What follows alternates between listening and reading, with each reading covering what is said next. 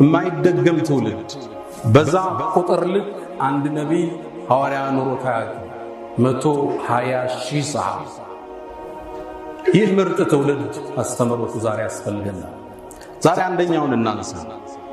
አላህ የተገረመበትን ባሪያ በምሽት ተመልክቶ ያዳነቀውን የአላህን ባለሟል ነውሳ ነቢዩ ዓለይሂ ሰላቱ ወሰላም አንዴ አሰግደው ዒሻን ሲጨርሱ ከፊት ለፊታቸው ፊቱ የገረጣ ጸጉሩ የተንጨዋረረ አቧራ የለበሰ ግለሰብ ተሰይሟል። የአላህ መልእክተኛ ናቸው። እርቦኛል ሊበላ ናቸው። እርግጥም ረሃብ ቆልቶታል። ስታዩት አንጀት ይበላ ነበር። መልእክተኛው ዓለይሂ ሰላቱ ወሰላም ወደ ቤታቸው ላኩ። ሞዴል ናቸው። አቡበክር ራት ጋብዘዋል አሉ። ዑመር ፈልግለት ብለው አልተጣሩ። ከራስ ነው ድርጊት የሚጀምረው። ቤታቸው ላኩ። ከሚስቶቻቸው ካንዷ መልስ መጣ። የአላህ መልእክተኛ ወለዚ በዓሰከ ብልሐቅ ማ ዒንደና ኢላ ማኡን፣ ቤታችን ውስጥ በእውነት በላከ ጌታ እንምላለን ውሃ እንጂ የለም አሏቸው። ሌላኛዋ ሚስታቸው ጋር ላኩ። መልሱ ተመሳሳይ። የእሳቸውን ሲጨርሱ ሰው አልጠቆሙም፣ ጥሪ ያቀረቡ። ከእናንተ መሃል ይህን የኔን እንግዳ ማን ያስተናግደዋል? ለካ ሰሃባውን በወቅቱ ችግር ውስጥ ነበር። የቤት ጉርሳቸው አንሶ ነበር። እጅም ያነሳ ጠፋና አንገቶች ተቀረቀሩ። ከነሱ መሃል አንድ አንሳሪ እጁን አነሳ። የአላህ መልእክተኛ እኔ አላቸው። እሱስ ቤት ውስጥ ምን ይሁን? ምን ይኖረው ይሆን? በሬ አርዶ ይሆን? ጥብስ ይኖራል ፍሪጅ ውስጥ? እስኪ እንከተለው። ወደ ቤቷ አቀና። ሚስቱን ጠየቃት። ቤት ውስጥ ምን አለ? የነቢዩን እንግዳ ይዤ መጥቻለሁ አላት። ሚስቱም አንድ ምላሽ መለሰች። ለእኔ እናንተ ራት የለም፣ ለልጆቹ ግን ትንሽ አለ አለች። እንግዳ አላት። ትልቅ እንግዳ ነው ያመጣው፣ የነቢዩ ሰለላሁ ዐለይሂ ወሰለም እንግዳ። ልጆቹን አባብለሽ አስተኛቸው። እነሱ ከተኙ በኋላ ምግቧን አቅርቢያት። ትንሽ እኮ ነው። አዎ እኔና አንቺ አብረን እንቀርብና ልክ ኩራዙ የምታስተካክ ይመስልሽ አጥፊ። ያኔ አብረን ነው ምን በላ ይመስለዋል። እየበሉ ነው ብሎ እሱም ጥግብ ይላል። ሚስትና ባል፣ ይሄ የተከበረ ቤተሰብ፣ ይሄ ለኸይር የተደራጀ ቤተሰብ ስትራቴጂ ነደፈ። አላህ ሳልህ ሚስት ሳልህ ባል ሲወፍቅ ኸይሩ ሁሉ ይገራል። ቤት ገቡ። እንግዳው ቁጭ አለ። ምግቡ ቀረበ። እሷ ሻማውን የምታስተካክል መስላ ጠፋችው። ምግቡ ተከፈተ። በጨለማ እጁን ይሰዳል፣ ያነሳል። እነሱም ያነሱ መስለው አፋቸው ውስጥ የምግብ ድምፅ ያሰማሉ። እየበሉ ይመስላል። እሱ ይበላል፣ እየበሉ ነው ብሎ ብሉ እንጂ እያለ ይበላል። ግጥም አርጎ በላ። ውሃውን ጠጣ። ሸብዓነ ረያን፣ ሆዱን ሞልቶ ወደ መልእክተኛው ተመለሰ ደስ ብሎ። ባልና ሚስት ልጆቻቸው ጾም አደሩ። ያን ክስተት የዓለማት ጌታ አስተውሎታል፣ ተገርሞበታል። መልእክቱንም አላህ ስብሓነሁ ወተዓላ ለመልእክተኛው አድርሷቸው ነበር። በጠዋቱ ሰሐቢዩ አንሳሪ ወደ ነቢዩ ዓለይሂ ሰላቱ ወሰላም አቀና። በአንድ ብስራት ተቀበሉት። ለቀድ ዓጅበ አላሁ ምን ሰኒዕኩማ ቢጠይፈይኩም ለይላ።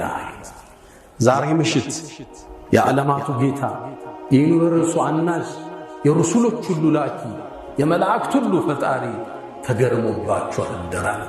ነብዩ ሰለላሁ ዐለይሂ ወሰለም ከራስ በላይ ሌላ መቆረስ ለየለመደ ትውልድ፣ ለዚህ መጨካከል ለበዛባበት ትውልድ ወሳኝ መልእክት ያስተላልፋል።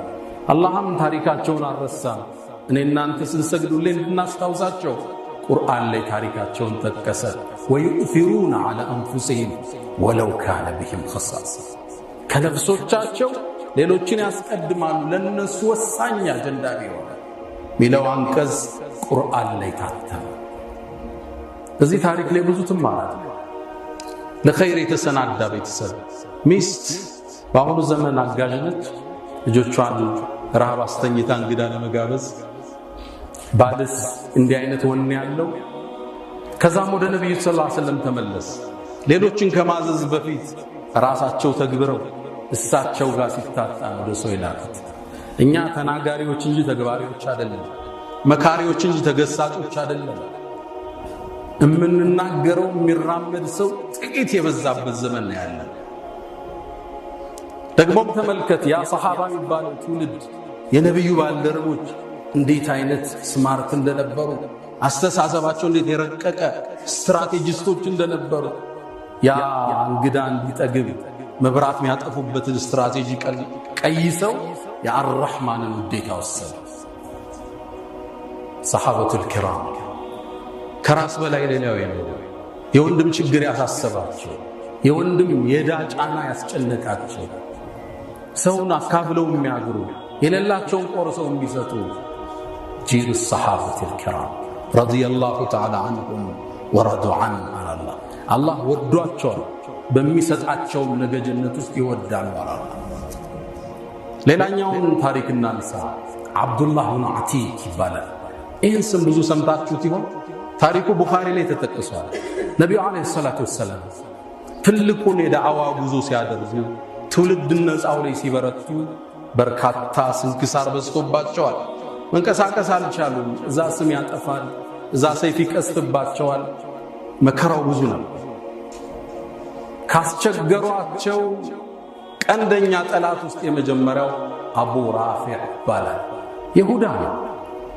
መዲና ዙሪያ የሚኖር ሰፊ ሀብት የተሰጠው፣ እርሻው፣ ከብቱ፣ ፍየሉ፣ ግመሉ ለጉድ ነው።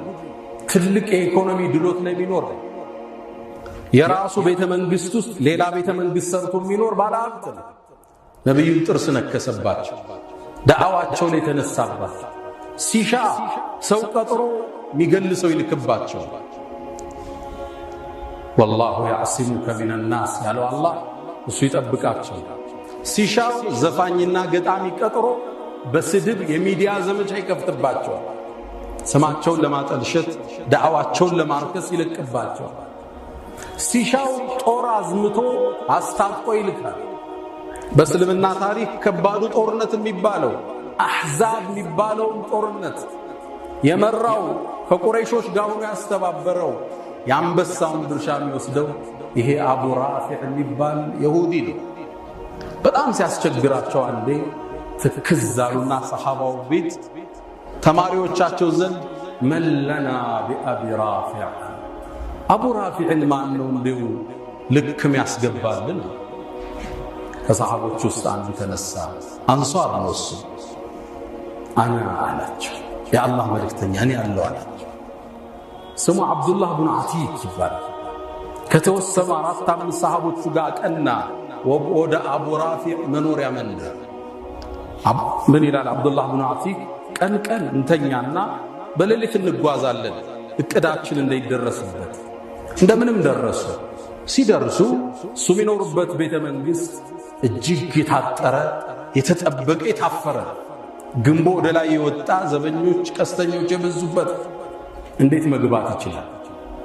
ከዛም ሰሃቦቹ ምን እናርግ ሲሉ ጠብቁን እኔ ማረገዋለኝ አላቸው።